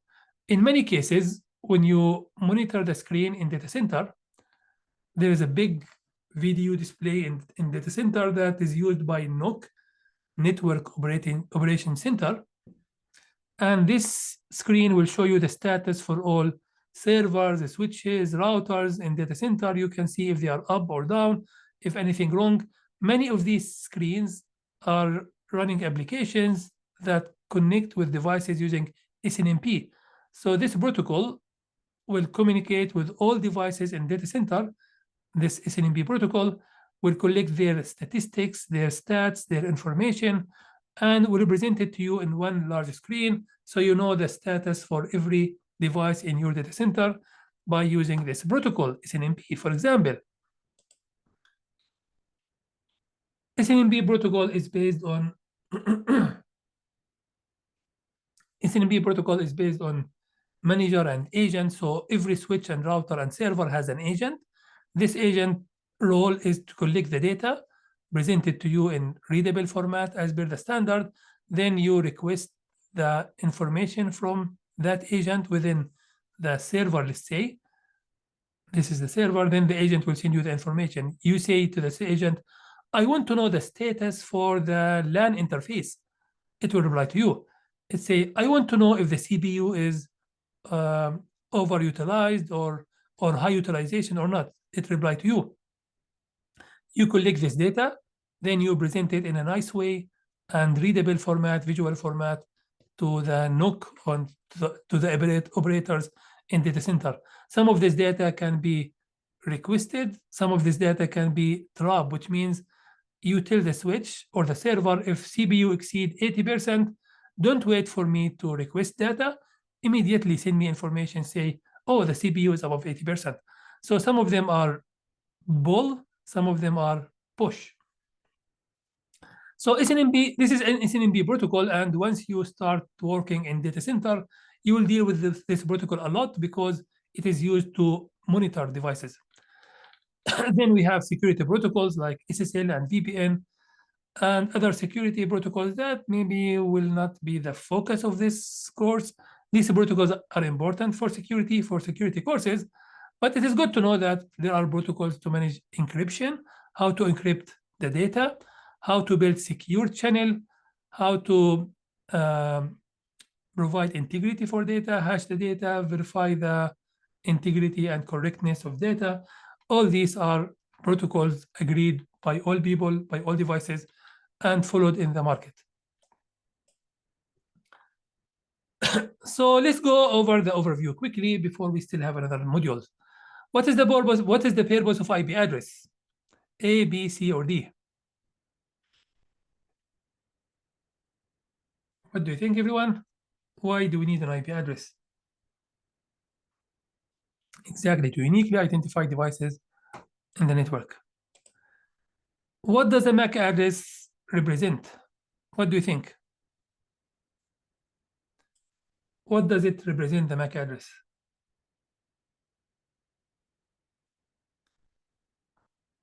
It represents the network card. So actually, every network card is considered a device by itself.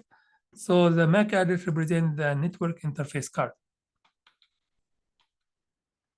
Which version of the Internet Protocol was created specifically to address the issue of running out of IP addresses? What do you think? Which version of, yeah, IPv6? The version we have right now is IPv4, which is running out of addresses, and that's why they created IPv6. Okay, now we will discuss another subject, which is OSI model. When it comes to communicating over the internet, it is all about standards. This is the main thing in the internet. Everyone can communicate with everyone. Everyone can send data to everyone. Everyone can offer services to others. But this is not easy for everyone or for every device to run the same language, to speak the same protocol. This is difficult. And it became more difficult if you want to develop a new protocol or develop a new standard, or you want to develop a new messaging procedure between devices. So just imagine if the computer is just one unit and someone wants to write a protocol that makes the connection more reliable.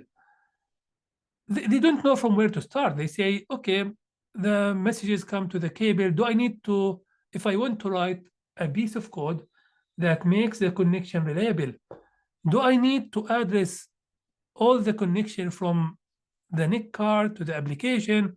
Somehow it is total loss because I have many components in the computer. I have many functions in the computer. It was difficult in early days for people to create protocols and standard messages.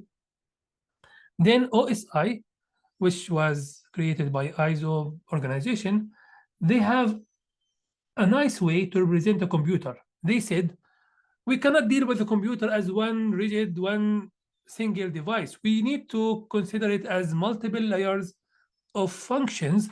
And this way we can deal with it in much easier way. We can describe it in easy way. We can build softwares and improve it one piece at a time. They said the piece of computer, the piece of software in the computer that deal with the cable, we call it layer 1.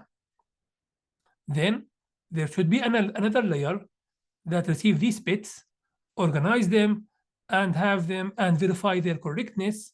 And they said this will call it layer 2.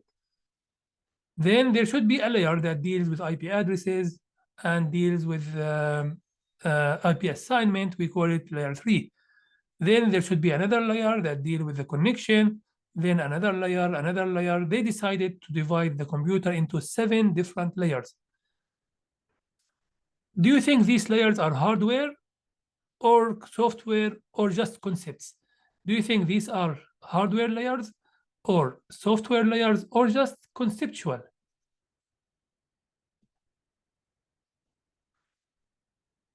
They are really some sort of concepts. They are not really pieces of software. They are just concepts. They say we need to divide the function of the computer into multiple layers of, they are concepts more than hardware. It is maybe the same piece of hardware, the same piece of software that does all the 7 layers, but they said we need to divide, you know, when in your organization, if they say we need to have a way to deal with proposals, with projects. When we receive the project should be received by certain function, then it should be read, and then we should be processed, and then it should be priced, and then we need to create a code. Maybe it is the same person doing all this, maybe it is software that does all this, but this is just the concept. If we want to do big task, we need to divide it into subtasks to make it easy for us to describe these subtasks and also to improve them when needed. So this is the concept of these 7 layers. It is a way to describe the computer function into multiple functions on top of each other that goes from the cable, from the minute that the bits or the signal enter the computer. Then another layer, the first layer will convert the signal into bits. The second layer will organize them into what we call frames. The next layer will take care of the IP address. Is this frame sent to me or to someone else?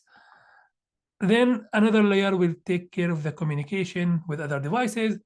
And then another layer will care about how to present the data to the end user. The end user is where? Do you think the end user is here?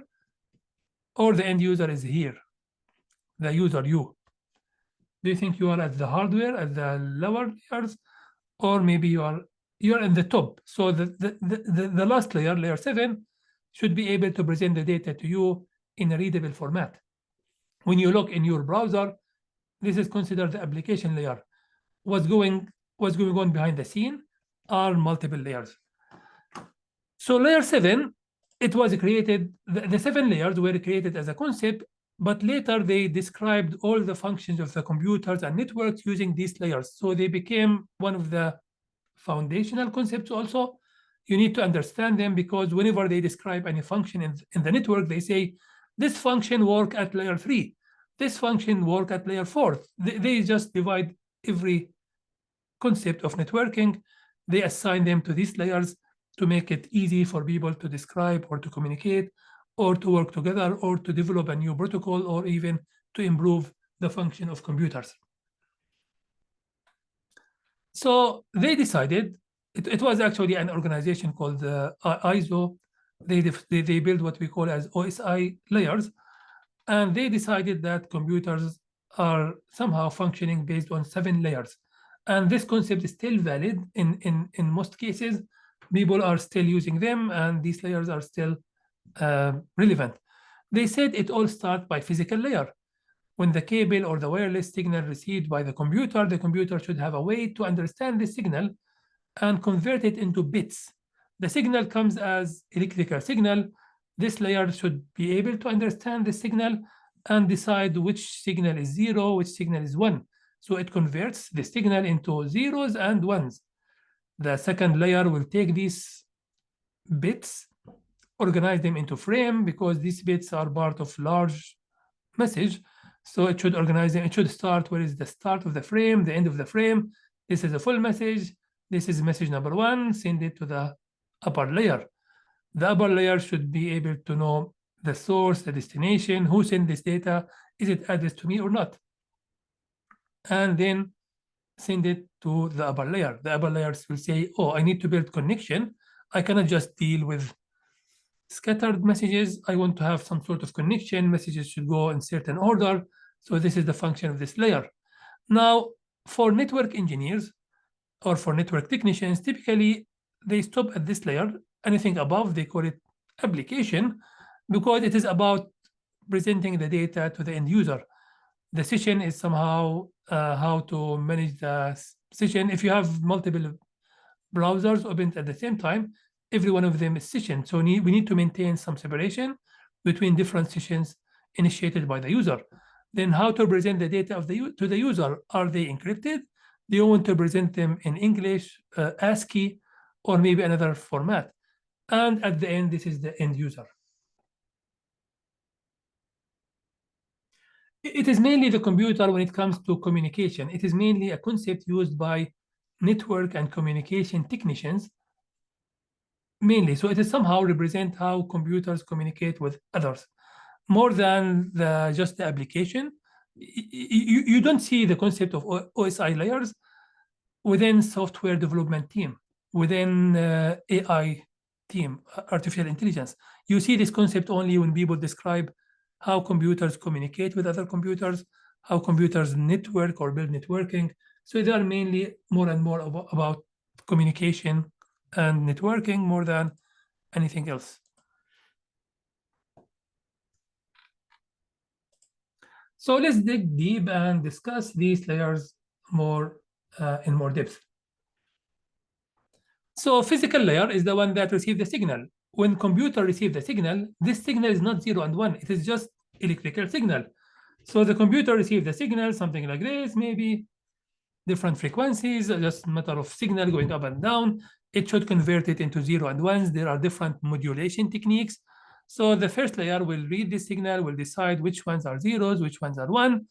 It is the somehow the cable that plug into your NIC or maybe wireless signal. And it is the function of this layer completed. My function completed. Next, it sends this stream of zeros and ones to data link. Data link is the one that organizes them into frames. And it adds a layer. Now, every layer create what we call as PDU. Let me show you a small animation that may help.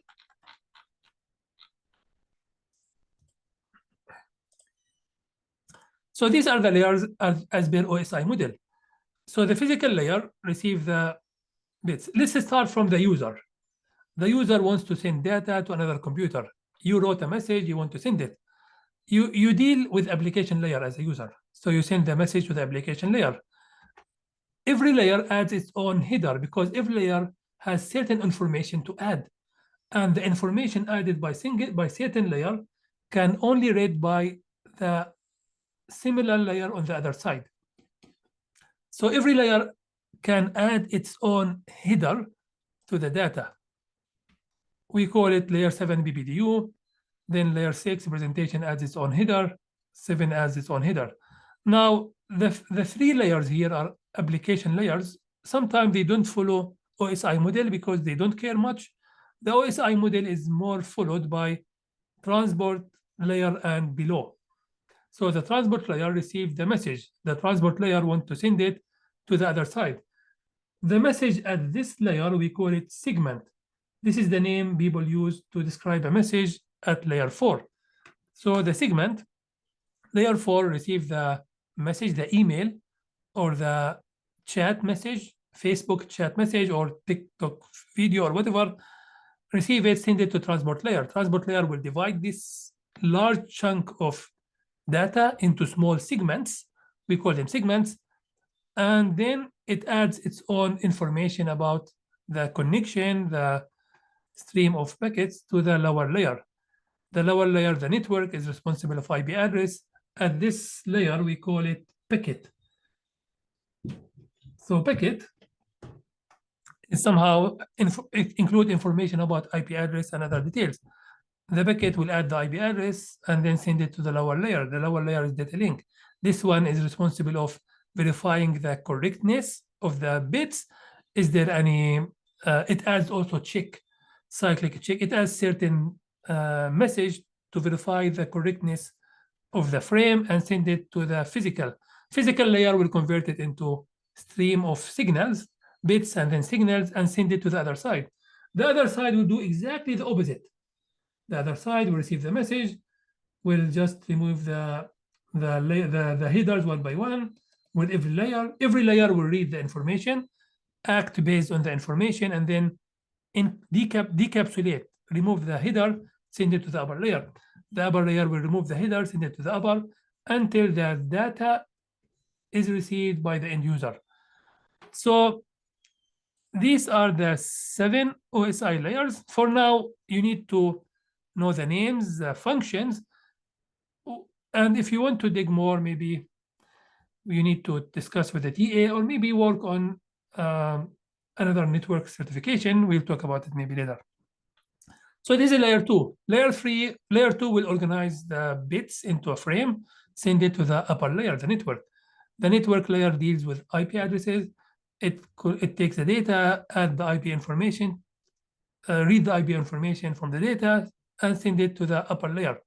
Now, the layers are divided into 3 layers considered hardware, 1 layer considered the heart of OSI, 3 layers considered as upper layer. Our focus will be on the first 4 because these ones are more related to networking. The heart of OSI is the layer 4, which is the one that builds the TCP and UDP connection. This is the one that builds end-to-end connection between users. We call it transport layer. This layer is mainly receiving the information from the user, divide them into segments, and then send these segments over the connection. They are in full control. They say, send this segment first, then this segment, then that segment. So for you, even for me right now, I'm browsing this page. So for me, I am here in the application layer. I send to the computer that I want to send this. I want to receive. Let's say this is the server. Server wants to send me this message. So the server say, I want to send this message to Ahmed device. The application layer receive, or let's say have the message send it to the presentation layer. Presentation layer said it will be English in ASCII format. Then the encryption layer or the presentation, the session layer will say, we have 1 browser, we have 2 browsers, everyone should be kept in different session. Then comes the transport layer. The transport layer says, I need to divide this message into small pieces. Why do we need to divide the message into smaller pieces? So because sending large packet as 1 piece is subject to failures. If you have any issue with 1 small bit, the whole message fails. Sending smaller pieces is much easier.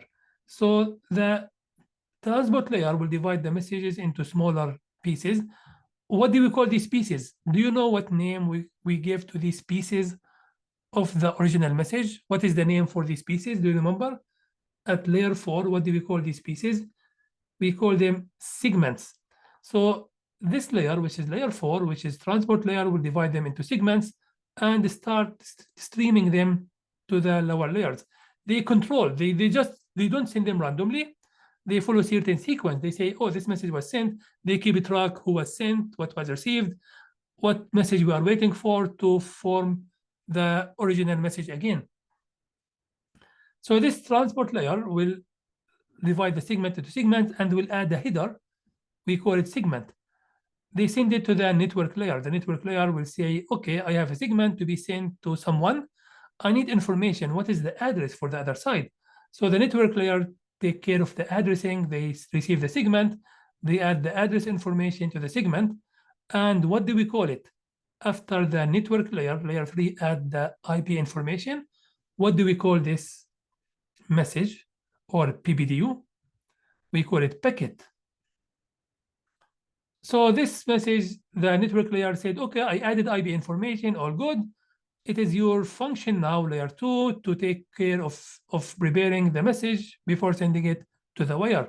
Layer 2 adds the MAC address, which is the hardware address for the device. It do a CRC check. It do some calculation to verify the correctness of the information. It adds certain signature that can be used to verify the correctness of the frame. And then it sends it to the next. What do we call the message or the PBDU?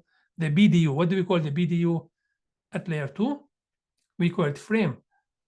Then it sends it to the lower layer. The lower layer is the physical layer. This layer is the one that sends the signal to the wire.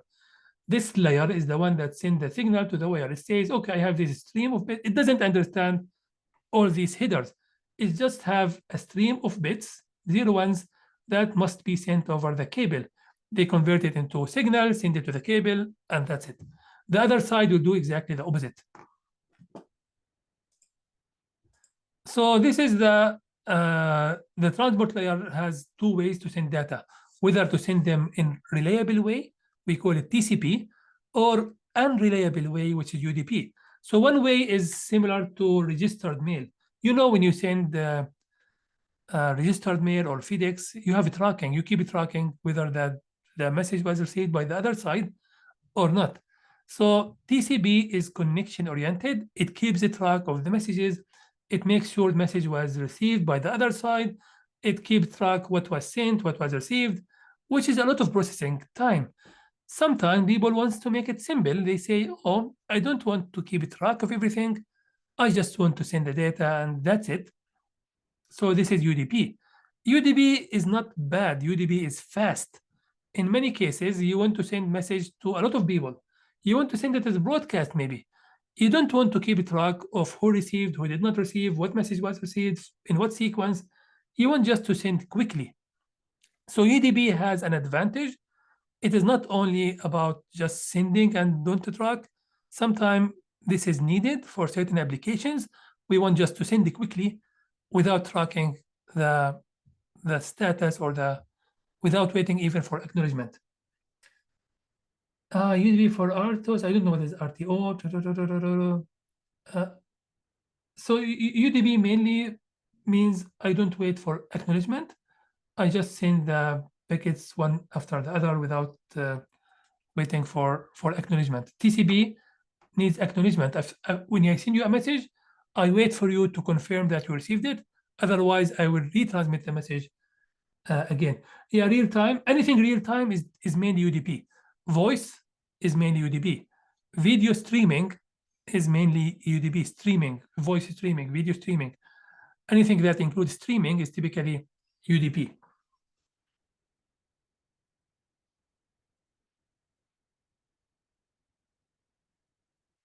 When you call your friends, typically you wait for acknowledgement. People sometimes, when you call someone, you expect them to acknowledge that they received the message. When you talk with your friend, you say, good morning. Do you expect him to say, I received your message, or just reply immediately?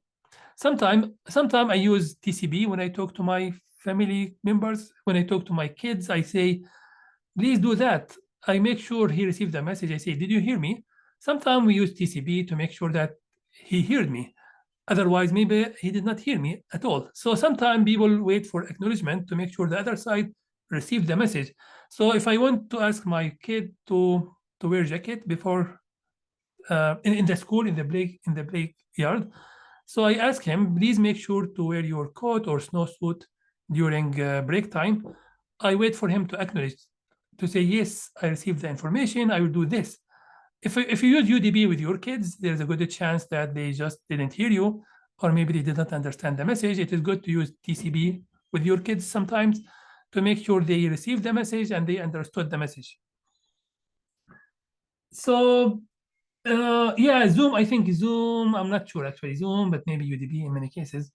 So yeah, the concept of TCP applies to our human communication. Some people want to receive. So this is in brief about TCP and UDP. Now, software layer is anything above the transport layer. They are about how to represent the data to the people, whether to be encrypted, not encrypted. Frankly speaking, when it comes to OSI layers, in many cases, the application developers, in many cases, these layers are not, I would say, strictly followed. Sometimes they are just merged with each other.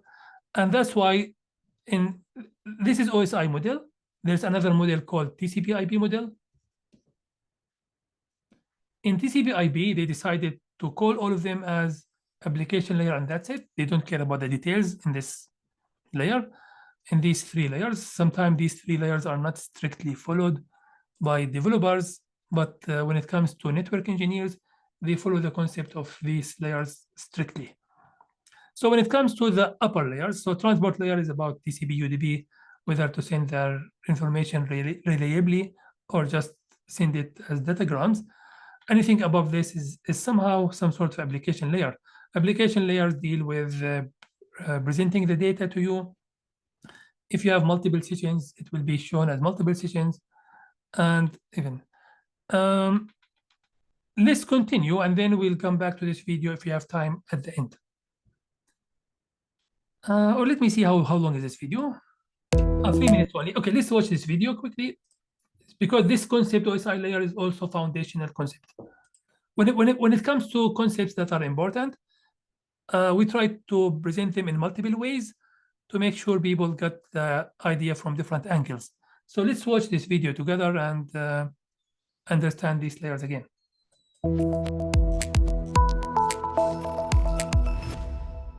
When discussing networking, it's handy to have an abstract conception of the different types of connections needed in order to successfully complete data transfers. Such a model was developed in order to help troubleshoot network problems, promote interoperability among devices, and to simplify the task of writing network protocols.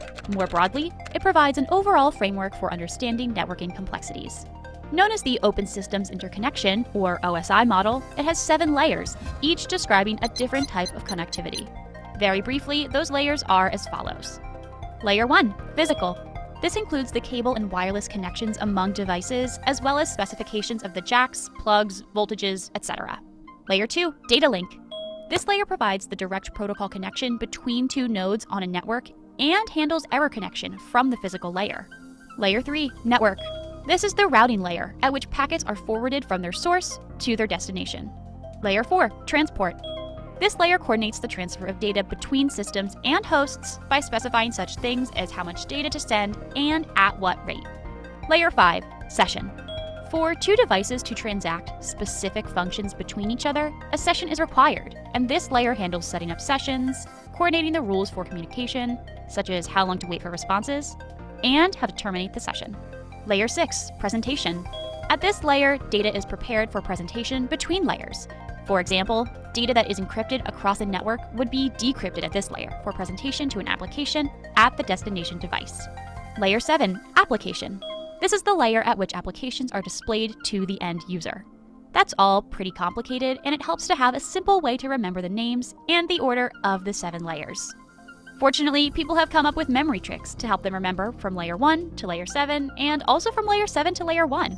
Here are a few of them. First, here are some tricks for remembering the layers from layer 1 to layer 7.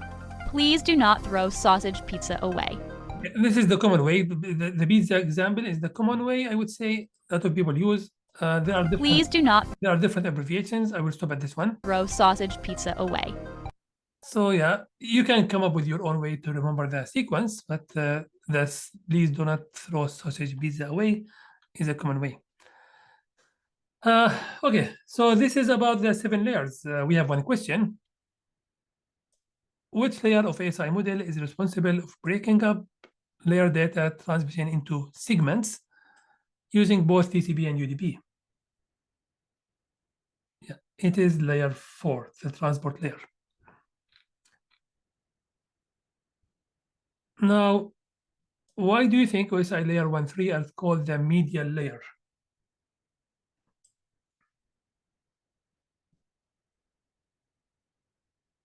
Why we call them media? Media, does it mean media or hardware?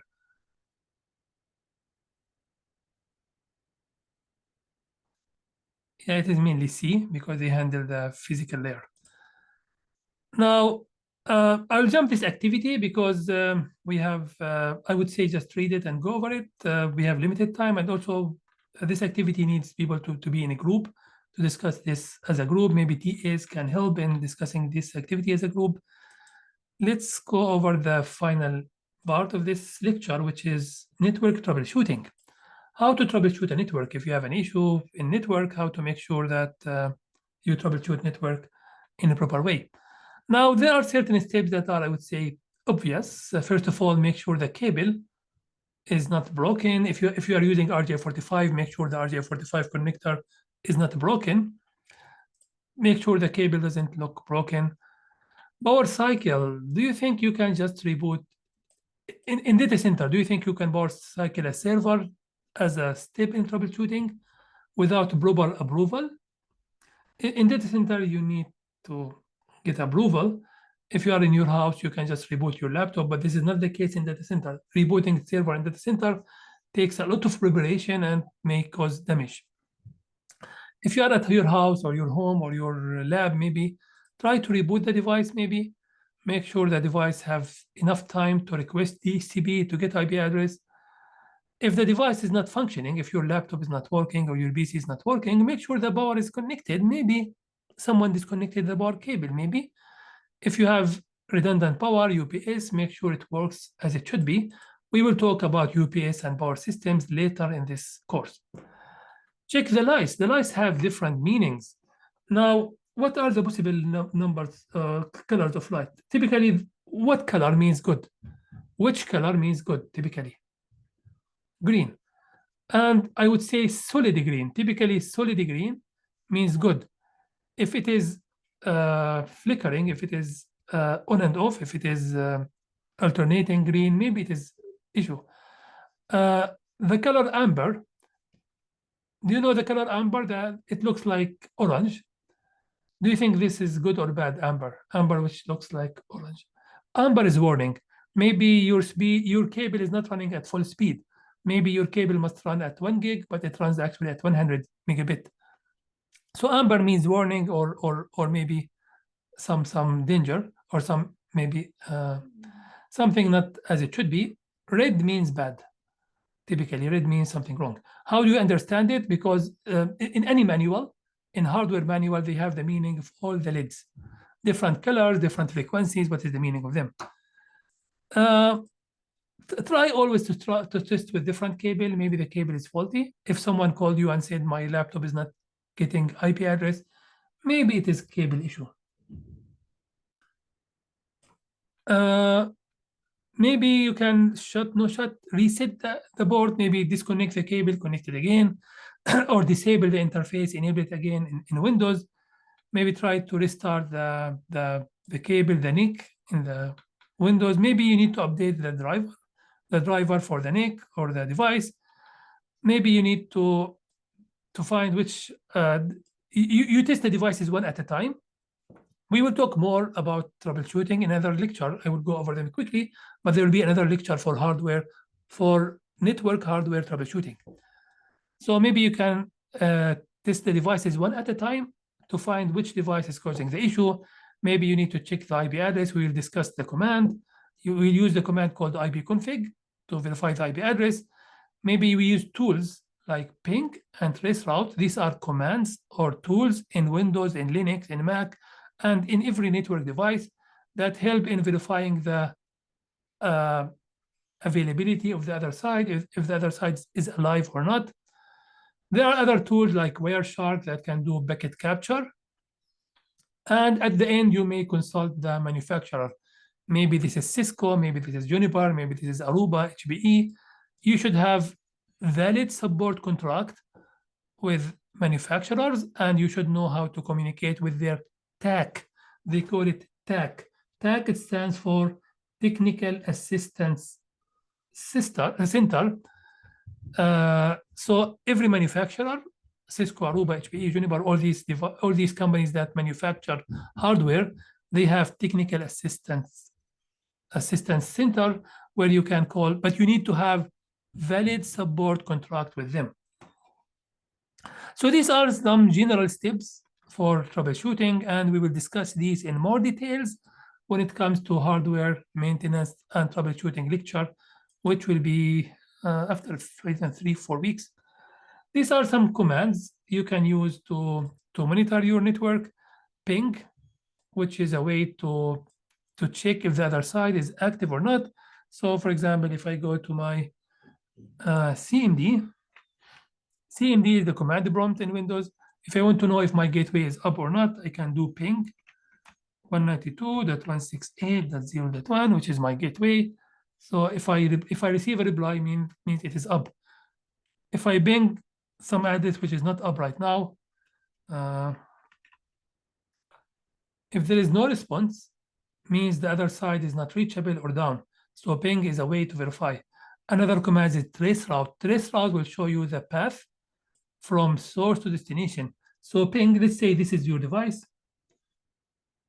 and you have multiple routers between your device and the other side. If you use ping will only verify that the other side is alive, available. But if you want to know what path the traffic goes, you use a trace route. Trace route will show you the path. It will tell you the traffic goes from this hub to this hub to this hub. It will show you the details between source and destination. Now, many ISPs don't allow trace route within their ISP. So if you try to trace route over the internet, there's a good chance that this will not work. It only works within the same network, not with the internet devices, because in the internet, ISPs don't allow you to know the details of their devices. So maybe it won't be that useful in the internet. IPconfig is to know the so for example, here I was able to see my gateway. I was able to see the first hub in Rogers, but there's a good chance Rogers and others will not allow me to see the details, so it will be just stars. IPconfig is a way to know the interfaces on your device and their IP addresses. In Windows, it works in Windows. In Linux, it is ifconfig. So different operating systems have their own way. Wireshark is the way. I will go over them quickly. Maybe once we come to the lecture for troubleshooting, we'll discuss in more details. Wireshark is a way to sniff, to listen to all packets going over the wire. You need to be an expert to understand these messages, but you can sniff the bits and bytes sent over the wire and present them in certain application called Wireshark that give you information about the meaning of every message. Netstat is to know what sessions are connected to your device right now. NSLookup to use DNS to resolve certain IP address. Now in data center, you have also tools that collect SNMP information from servers, switches, and present it to you in one screen. And there are certain tools that are using SNMP to show you a lot of details. We went over them quickly because later we'll discuss these in more details. Now, one concept that you may use is to flush your DNS cache. Your DNS sometimes is corrupted. You receive some wrong maybe IP addresses. You want to flush them. So these are certain commands that can help you flushing your DNS. These are just in some cases where you believe your local DNS cache on your device is corrupted and you want to flush it. Now, when it comes to hardware maintenance, we have another screen that we have another lecture that will focus on troubleshooting network maintenance. So I went over them quickly because this will be discussed in more details in a future lecture.